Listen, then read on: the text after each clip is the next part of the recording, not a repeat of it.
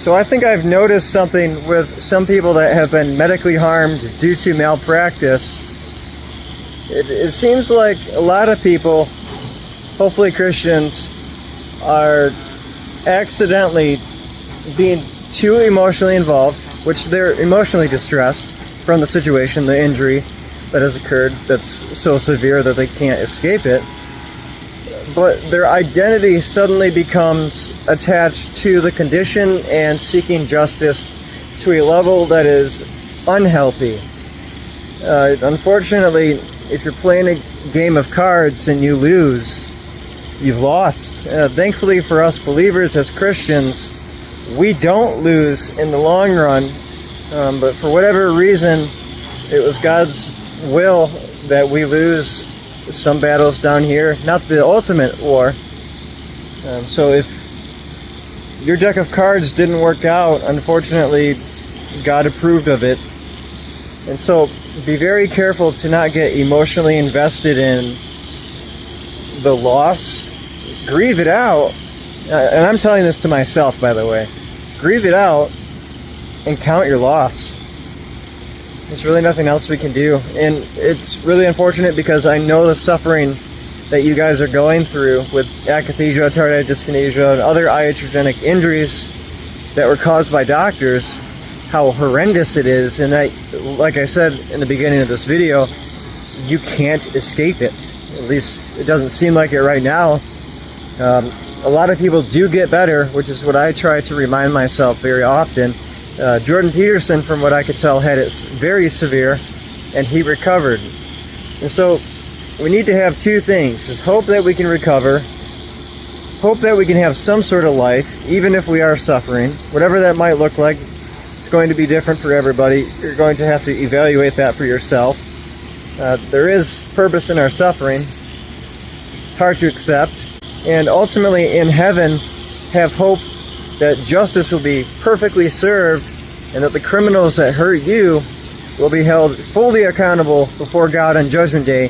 And if they're saved, they will lose rewards for what they've done to you, but we will celebrate that they are saved and have repented. And so you just gotta, unfortunately, we have to wait and live the lives that we have left and speak up so that other people don't get hurt, but also not obsessing and hurting ourselves by trying to speak up either.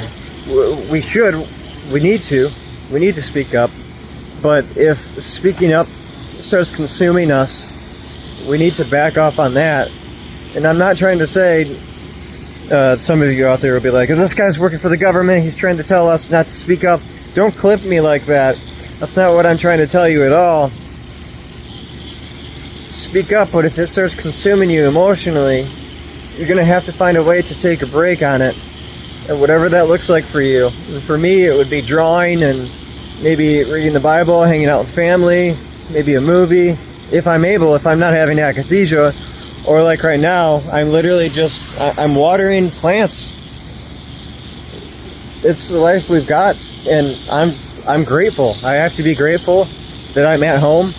And like I said, I'm preaching to myself right now. I'm in emotional pain from the injustice that's been done to me. But I have to say, I have to stay thankful. I have to. You have to. We all have to. And for what it's worth infinite value. We are holy. We are infinitely holy and so perfect. It's just we're stuck with these broken bodies right now. We're stuck around these criminals, but as King David said, soon the wicked will be no more. And for David, that's been over for a very long time. He's been dead for a long time and in heaven, having the time of his life with the presence of the Lord. So it's fine for him. So when injustice strikes and we suffer, we take the pain, we take the cards we've been dealt, we do what we can. I'm not going to judge anybody for how emotionally disturbed they get. I've been there. I'm just trying to say, if you can, there's nothing new under the sun. If you're able, don't become obsessed like a lot of people do, to the point to where it consumes them a sinful desire for justice. I think it is possible to sinfully desire justice, I think it starts entering the realm of revenge and an inability to accept what has happened. And that's something that we have to rest in God. Like I said, we have to rest in the New Jerusalem and God's judgment. And I don't know why God allows so much injustice. Like, he could have easily prevented me from being harmed by these medications. He could have easily had this lawsuit from these doctors started. He could have easily done so many different things, but for whatever reason, he chose not to. And that's a test of faith. It really is. It's a big test of faith. And it's just frustrating, but our reward in heaven has just simply increased by the suffering we've endured here. I really think that there's a chance that God is going to have wide open arms for the pain we've gone through. And I'll leave it at this. For anybody that's in Big Pharma that's watching and hasn't repented and turned to Christ, I don't want to, and those of you that are believers, remember that even John, when he saw Christ in the book of Revelation, he fell as a dead man. He fell as though he died when he saw Christ in his glory. Somebody that's saved, somebody that knew Christ personally, saw him in his glorified state in the book of Revelation, collapses as though a dead man. That's not a guy I want to be dealing with on Judgment Day. That's the guy that is protecting us on Judgment Day, that will give us justice.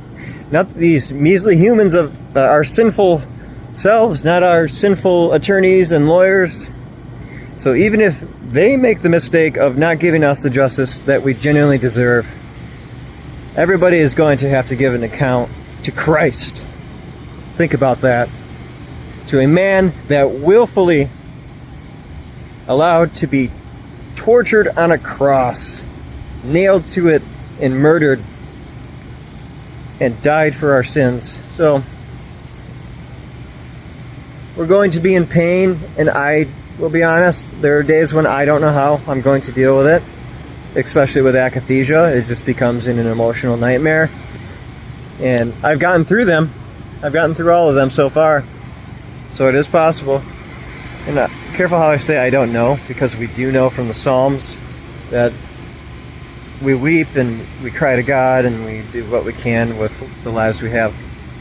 But anyway, fear not the one that can kill the body, but fear the one that can kill the body and send the soul to hell. So whoever is sending whoever rejected Christ and hurt you is going to be sent to hell by God. We're going to feel bad for them, from what I can tell. At least I feel bad for them right now. There's nothing worse. Our suffering is nothing compared to the suffering they'll have. I guess I tell myself this, and it doesn't always stick.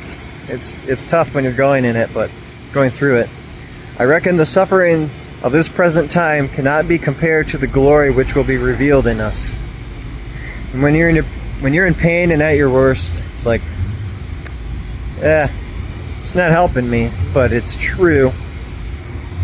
So that glory is Christ and the holiness that we are going to receive with our new bodies.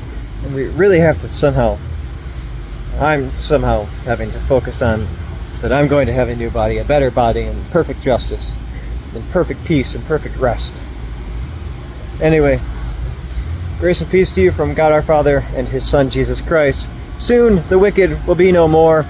And before we say soon the wicked, pray that those that are doing wicked schemes, drugging people to death, injuring them, leaving them harmed and torturing them, being ignorant and being boastful about the knowledge that they claim to have as these medical professionals and then end up hurting people, pray that they become saved. And then if they don't, let God do His thing. That's all we can do. All right, see you guys later.